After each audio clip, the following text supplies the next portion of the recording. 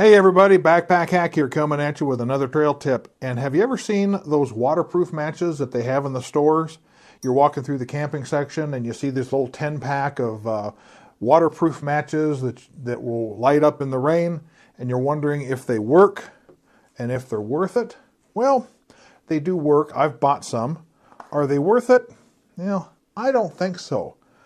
So I'm going to show you how to make your own waterproof matches right at home for a whole lot less. Stick around, and that's what we're going to be talking about.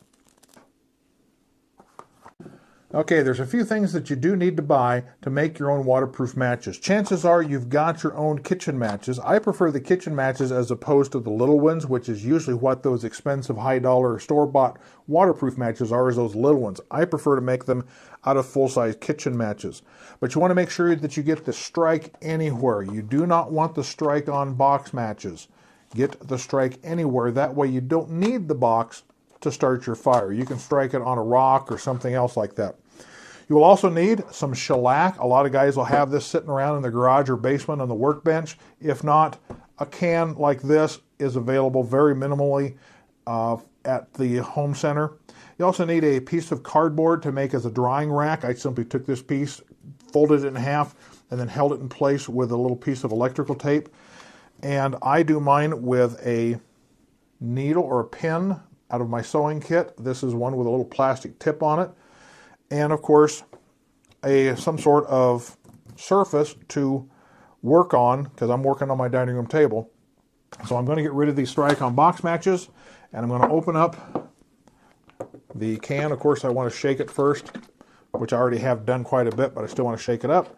And here's the easiest way that you can make your own waterproof matches that I've ever seen, and I've been doing this since I was a kid. My dad showed me this when I was about 6 years old, and I still, to this day, make my matches this way for when I'm out in the field. Simply take a bunch, however many matches you want. You can do 4 or 5, you can do 15 or 20, you can do 100 if you want to take the time. And all you really need to do is take your pin and stab it into the wood just enough that you can pick it up. Dip it into the shellac, let it drip out, and then you can take and set it on your rack. Pull your pin out, take your next one, dip it in the shellac, let it drip a little bit, set it on your drying rack. Now, I found for the most part that one dip is more than sufficient to waterproof these enough for most people's use. Yes, if they sit in water for hours or even days on end, water will get into them. But for a quick dunk in the river or the lake that most people would have, that's more than enough. If you want to dip them a second time after they're dry, that's totally fine.